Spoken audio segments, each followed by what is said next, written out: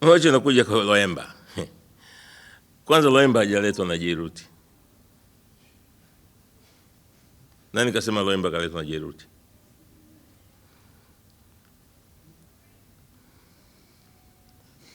Loemba amekuwa scouted na kamati ya usajili ya Simba kwa kushirikiana na kocha.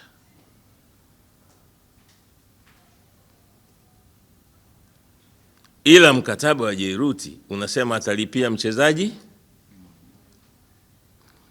Kwa hiyo ungemlipia Aura, angekuwa Aura ni mchezaji wa Jairuti. Na Loemba ndio alikuwa mchezaji wa mwisho kusajiliwa. Kwa hiyo tukamwambia Jairuti, wewe si mkataba unasema ulipie mchezaji mmoja. Sisi ndio tulisema mlipie Loemba. Sio mchezaji wa Jairuti. Kwani Mohamed anavyolipia wachezaji ni wachezaji wa Mohamed? Si usajili wote analipaga hela za Mohamed. Kwa hiyo wachezaji wote ni wachezaji wa Mohamed. Ule mkataba na ile ni signing fees amelipa na transfer fees ya yule mchezaji, kwa sababu mkataba akasema mimi kwa mwaka nitagharamia mchezaji mmoja ambayo wapenzi na klabu itaamua. Sasa tangu lini amekuwa mchezaji wa Jairuti? Jairuti amelipa mshahara? Potoshaji wa hali ya juu kabisa. Na mwakani pia kwa mkataba wake anasema kila mwaka atalipa mchezaji mmoja. Kwa hiyo season hii Julai tena, kwa hiyo mjiandae na mchezaji mwingine wa Jairuti tena. Ni upotoshaji tu. Yaani kuna vitu vinachochewa watu kutafuta nani. Huyo Ino Loemba kaumia mechi ya Singida.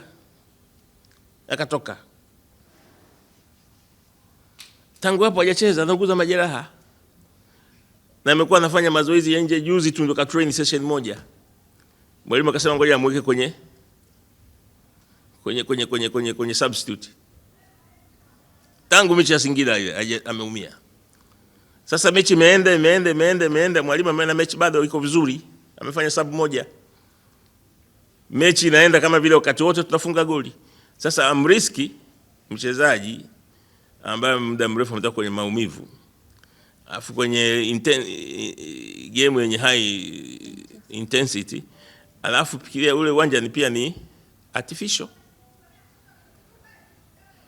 Kwa amriski kuingia mchezaji ambaye amekuwa muda mrefu eti kwa awafurahishe watu kwamba jamani, hivi ni vitu ambavyo havina afya. Kwa hiyo wanachama wa Simba achane na hizo tabia.